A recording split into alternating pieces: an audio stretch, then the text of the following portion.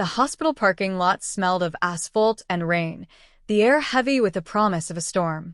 I stood frozen, my sneakers sinking into the damp gravel, as the glow of my phone carved a cold arc through the dusk. 10 days I'd spent in that sterile purgatory, surviving on vending machine coffee, the bitter taste lingering on my tongue, my clothes stiff from nights in a plastic chair while my sister Melissa clung to life through tubes and monitors. Then it came, the text that shattered my world. "We're done. Get your stuff from the storage unit." No warning, no explanation. Just over. Eric, my husband of 15 years, had erased me with 9 words. My hands trembled, the phone's weight unbearable, as if it held the wreckage of our life. Weekend drives to Lake Tahoe, the creak of our kitchen table under stacks of graded papers, the warmth of our first apartment's mismatched mugs. I could still hear Melissa's shallow breaths, feel the hospital's fluorescent hum in my bones. 10 days away, caring for her, was all it took for him to decide I wasn't worth keeping. When I reached our Reno apartment, the hallway was a tomb, the overhead light buzzing like a dying fly, casting a thin blue glow on the cold tiles. My keys scraped uselessly against a new lock, its polished surface gleaming like a blade. Our home sweet home doormat, with its faded daisies, was gone. The mailbox label, once proudly bearing Donovan, was a blank scar. I sank to the floor, the tiles biting my knees, my breath ragged in the silence. My phone buzzed again, a cruel encore. "Moved your things to Unit 17C at West Storage. Keys under the mat. Sold the car. Pawned your jewelry. It wasn't worth much. Sorry." The words burned. My grandmother's locket, its etched initials pressed against my heart on our wedding day. My gold ring, worn smooth from years of nervous twisting. The pearl earrings from our 10th anniversary, a rare gift I'd cherished. Gone. Sold like trinkets at a yard sale. And my Toyota, the car I'd saved 3 years for, my sanctuary with open windows, Dolly Parton's Jolene on the radio, my scarf dancing in the wind. I could still feel the leather steering wheel, smell the sagebrush air. Now it was gone, like my place in the world. Why wasn't I enough? The question clawed at me, a scream trapped in my chest. 15 years, and this is what I am to him, a storage unit, a text, a mistake to erase? But another voice, faint but stubborn, whispered, "You're still here. You're still you." I typed, "You'll regret this." My thumb hovered over send, my heart pounding like a trapped bird. I pressed it, blocked his number, and felt a spark ignite, a flicker of defiance in the dark. At West Storage, the air was thick with dust, the unit's metal door groaning as I lifted it. Unit 17C was a crypt of shadows, the faint smell of mildew clinging to cardboard boxes, trash bags, a bent lamp. My old art supplies lay in a corner, their colors muted by neglect. Tax returns from a marriage that no longer existed. 15 years, reduced to 90 square feet. I ran my fingers over a sketchbook, its edges soft from years of love, and wondered where that woman had gone. The one who dreamed in charcoal and light. I took a cab to a motel near the hospital, the neon sign flickering vacancy in red. The room reeked of stale cigarettes and bleach, the wallpaper curling like old skin. I collapsed onto the lumpy mattress, the springs creaking under me, and stared at the stained ceiling tiles. I have nothing left, I thought, the truth a weight on my chest. But as I exhaled, the air felt lighter, the room's dim glow softening. Nothing left to lose meant freedom, terrifying, vast, but mine. I could be anyone, I realized, the thought a fragile thread. Even someone who rises from this. The motel room woke me with the clatter of a housekeeping cart, its wheels rattling like loose bones, and a baby's cry piercing the paper-thin walls. My back ached, the mattress's springs digging into my spine. But I didn't cry. Not when I brushed my teeth over a rusty sink, the water tasting of iron. Not when I folded the scratchy towel with care, its coarse fibers rough against my hands. Not when I sorted through the meager clothes from those trash bags, their faint laundry soap smell a ghost of home. I brewed coffee in a chipped motel mug, the bitter steam curling like a prayer. Opening the curtains, I let the dawn's pale light spill in, dust motes dancing in its glow. I sat on the bed's edge, the mug's warmth grounding me, and faced the question, what now? I could call him, I thought, beg for answers, for the life he threw away. The idea churned in my gut, a mix of longing and shame. But what would that make me? The woman who clings to a man who didn't want her? No. That wasn't me anymore. Not the Rachel who smoothed over cracks, who buried her dreams to keep the peace. I was someone else now, someone forged in hospital nights and heartbreak, still standing despite it all. I visited Melissa that morning, the hospital's antiseptic tang sharp in my nose. She was pale, her face framed by tubes, but her smile cut through the haze of painkillers, warm as summer sagebrush. She knew me too well. Sam, she whispered, my childhood nickname soft on her lips. What's wrong? I wanted to shield her, to carry my pain alone, but her eyes, sharp despite her frailty, demanded truth. So I told her, the text, the lock, the car, the jewelry. My voice cracked, each word a shard of glass. Her hands clenched the blanket, her breath hissing. That bastard, she said, her furious spark in the sterile room. When I'm out of here, I'll make him pay. I laughed, a small, broken sound, the first in days. You focus on healing. I'll handle this. How? She asked, her grip tightening, her fingers cool against mine. Where will you go? I didn't know.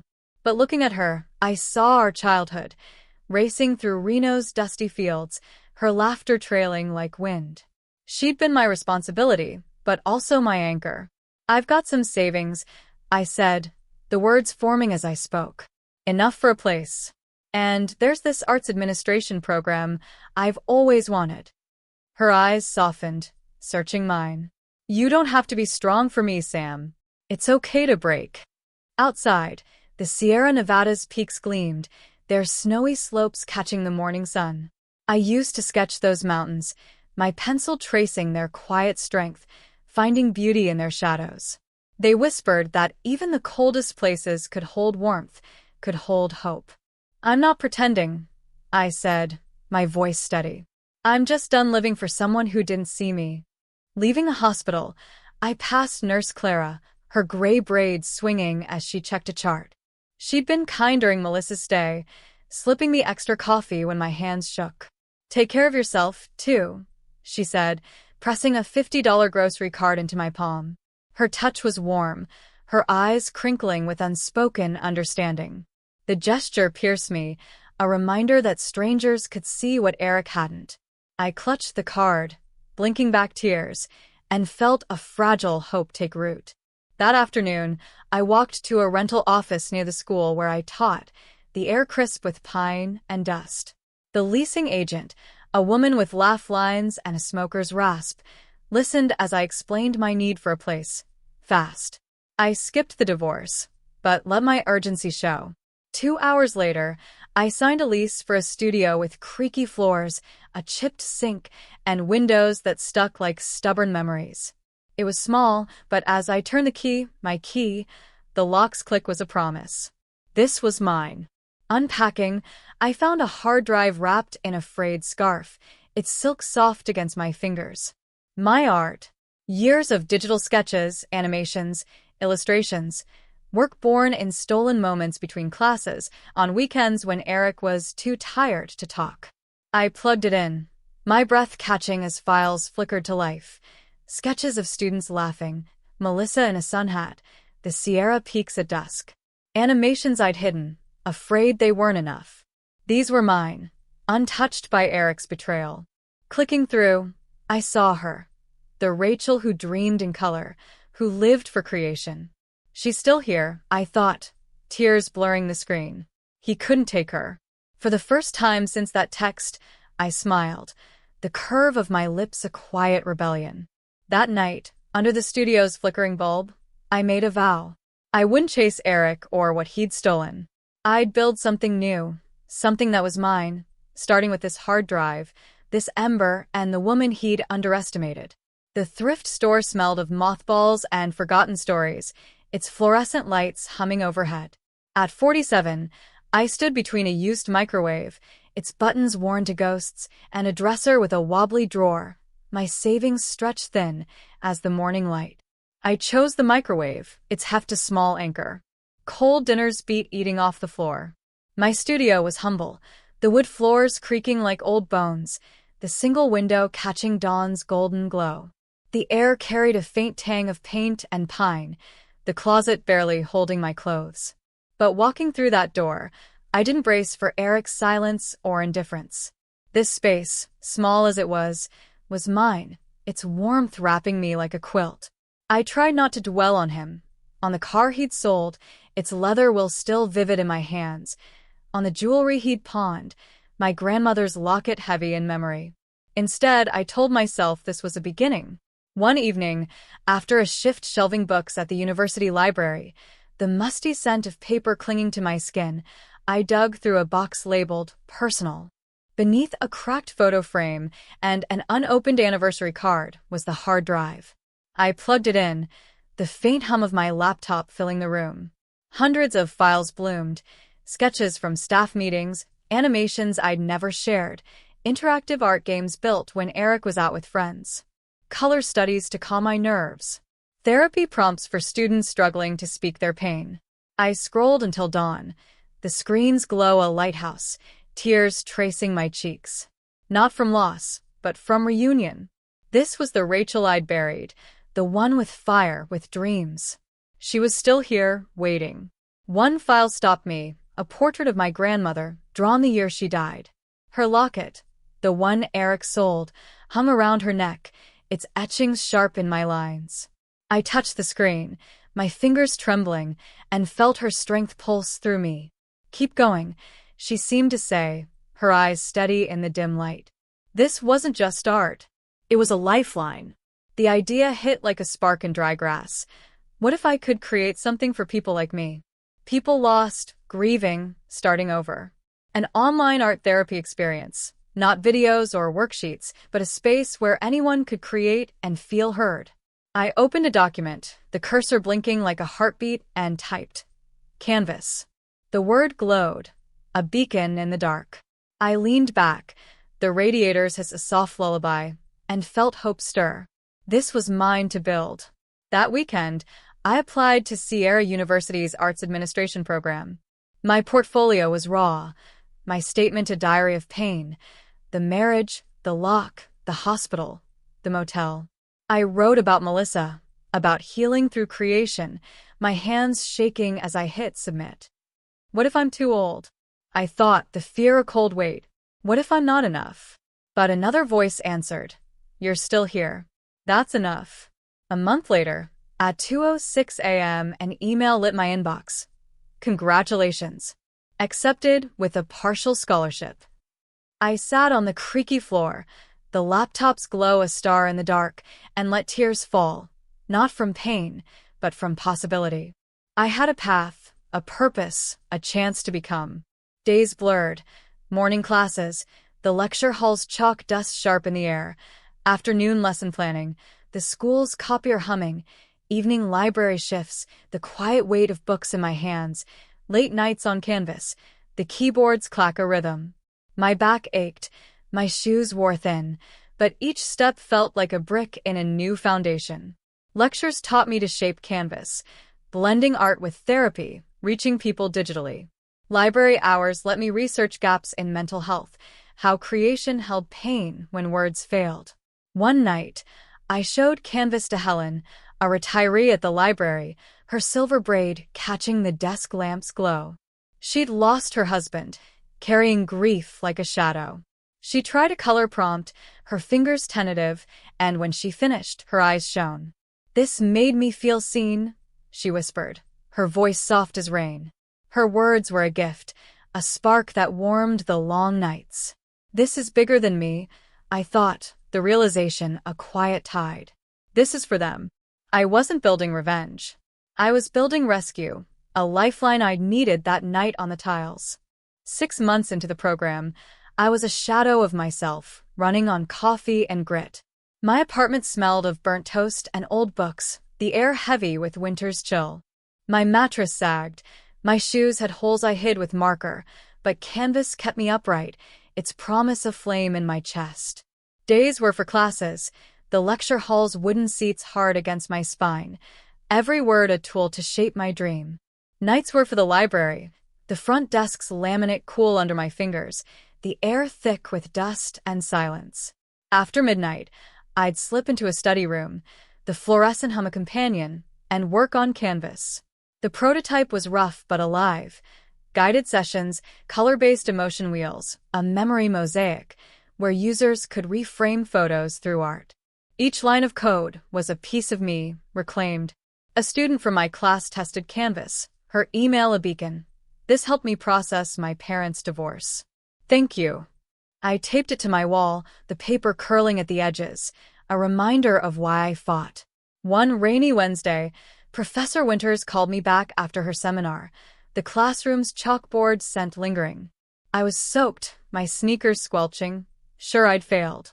She closed her folder, her eyes cutting through me. Your Canvas proposal is exceptional, she said, her voice like steel. I swallowed, my throat dry. Thank you. There's a fellowship, she said, sliding a brochure across the desk, its gloss catching the light. Carson Foundation, $15,000 for arts initiatives with impact. Deadlines in 6 days. 6 days. I can't do this, I thought, panic a cold fist. I'm barely holding on. But her gaze held me, a challenge and a chance. Do it, she said. Don't waste this. I skipped my shift, brewed coffee until the pot hissed, its bitter steam sharp. I cleared my laptop and started. Canvas. Reimagining recovery through digital art therapy. I poured my story. The hallway, the lock, the motel, my fingers trembling. I wrote about grief's weight, art's light, digital access for those without voice. Wireframes, demos, testimonials. Canvas gave me hope. It made me feel human. By sunrise, my eyes burned, the room spinning, but I hit submit. You did it, I whispered, collapsing onto the bed, the springs groaning. 2 weeks later, shelving medical books, the library's quiet hum around me, my phone buzzed. Congratulations, Carson Fellowship Award. I sank to the floor, the linoleum cold, and read it again. $15,000. For Canvas. Helen passed by, her apron rustling. Good news, she asked. I told her, my voice shaking. She hugged me, her lavender scent grounding. Your grandmother would be proud, she said, her words a balm. I called Melissa, her scream echoing through the phone, then her tears.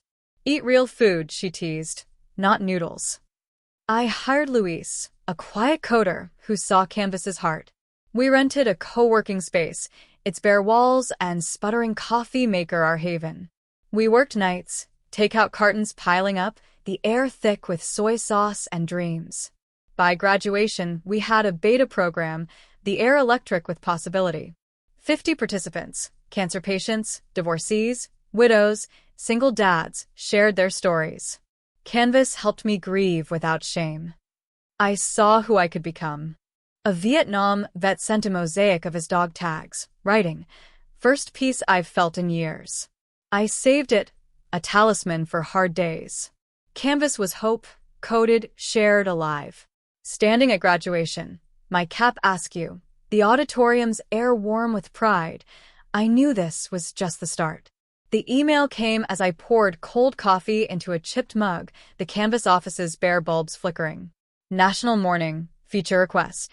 I blinked, the screen's glow sharp. A staffer had used Canvas while caring for her dying mother, finding solace therapy couldn't give. They wanted me Canvas on their mental health segment. Live. Millions watching. I'm not ready, I thought, my stomach churning. This will expose everything, my pain, my scars.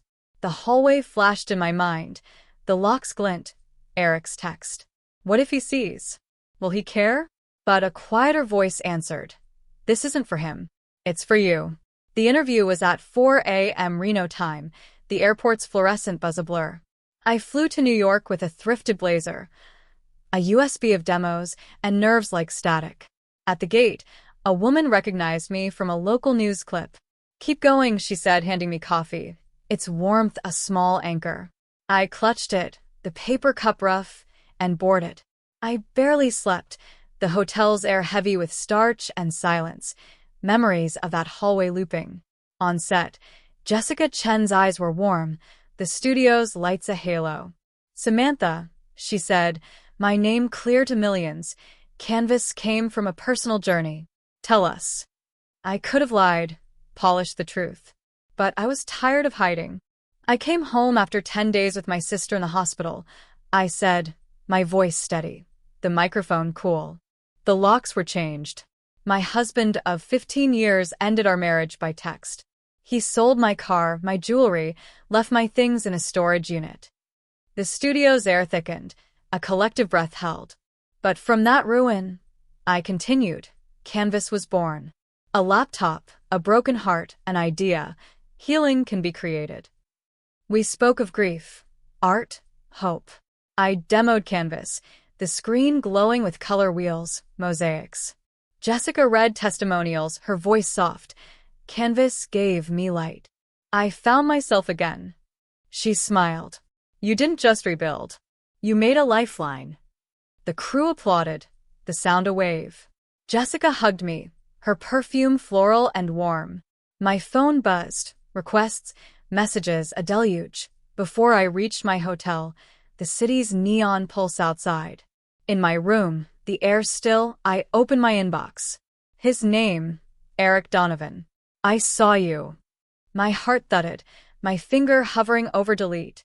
Scream at him, part of me urged. Demand why I wasn't enough. But the woman who'd survived the motel, the lock, the silence, wanted peace. I opened it. "I'm turning myself in," he wrote. "No forgiveness expected. I'm sorry. Your success is my one bright spot. You deserve this. Goodbye, Rachel." I stared, the screen's light cold. He's nothing now, I thought, a ghost, a closed door. I was the open window, the sunrise, the life I'd built. I closed the laptop, no reply, just quiet, a peace I'd earned. Back in Reno, the Canvas site crashed, the office's air electric with panic and laughter. Luis and I fixed it, the keyboards clack a symphony. Messages flooded in, partnerships, subscribers, survivors. Not vengeance. Hope. Melissa asked if I felt vindicated, her kitchen warm with soup steam. "No," I said, stirring my coffee, its aroma grounding. "This isn't about Eric. It's about choosing me. I thought I had nothing. I had everything, a story worth telling." 2 years later, I stood before a gilded mirror in the Park Lexington Hotel's ballroom, the satin of my navy dress cool against my skin. At 49, I was Rachel Donovan, Canvas's founder, about to receive the National Impact Award. The mirror reflected a stranger, bold, unbroken, but I could still feel my library cardigan's worn threads, smell the motel's bleach, see the hallway's blue glow. James, my partner, sat beside me, his hand warm, the air rich with champagne and roses. He'd flown from San Francisco, our new Canvas office thriving. When my name echoed, his thumb pressed my knuckles, a silent vow. I walked to the stage, the lights a golden sea, my heels clicking on polished wood. The audience wasn't just suits, survivors, counselors, veterans, teachers, their faces etched with resilience. In the corner, I saw him, Eric, thinner, his suit loose, a shadow by the exit. Our eyes met, a fleeting chill. I didn't pause. The microphone was cool, the air alive. Canvas was born in a quiet collapse. I said, the words clear, the room still. Not with screams, but on a cold tile floor outside a home I couldn't enter. I lost my marriage, my security, myself, or so I thought. A soft gasp rippled, the air heavy with empathy. "Healing isn't answers," I said. "It's questions. Who am I now? What can I become?" Canvas is for those questions, for the lost, the searching, the brave. I shared a veteran's words. My story didn't end with loss. It began there. Applause erupted, a tide of light and sound. Eric slipped out, a ghost fading. I stepped off stage, the ovation a warm wave, and felt my purpose settle, my legacy, my truth. Later, an organizer tapped me, the ballroom's chandeliers glittering. Someone in the lobby. Personal. I knew. I told James I'd return, his concern soft. I walked alone, the marble floor cool, the air thick with jasmine. Eric sat on a velvet bench, the chandelier's light harsh on his gaunt face. He stood, his suit creased. I wasn't sure you'd come, he said, his voice thin. You shouldn't have, I replied, the words steady, the air still. I wanted to see you, he said, his eyes hollow. What you became. Silence held us, the lobby's hum distant. I served 14 months, he said, hands twisting. Out, early. Construction now. Honest work. Good, I said, meaning it. I wanted him gone, not broken. I threw away the best thing I had, he said, his voice cracking. I glanced at the ballroom, its laughter a beacon. No, I said. You threw away who I was. You didn't make me. His eyes glistened, his mouth still. You couldn't have built canvas, I said softer. Your leaving did. He sagged, wrecked. I felt free, the air light. I'm going, I said, turning. Rachel, he called. I paused. I regret it every day. I nodded once and walked into the light. James, the ballroom, my life. That night, a young woman approached, her eyes bright, the air warm with wine and hope. Canvas saved me, she said, her voice steady. After my mom died, I was lost. You gave me a voice when I had none. You didn't just help me. You showed me I could help others. Her words were a torch, a promise my work would live on, touching lives beyond my own. That night, I didn't just win an award. I walked away from the past and into the life I forged with my own two hands. Want to hear more stories of resilience like Rachel's?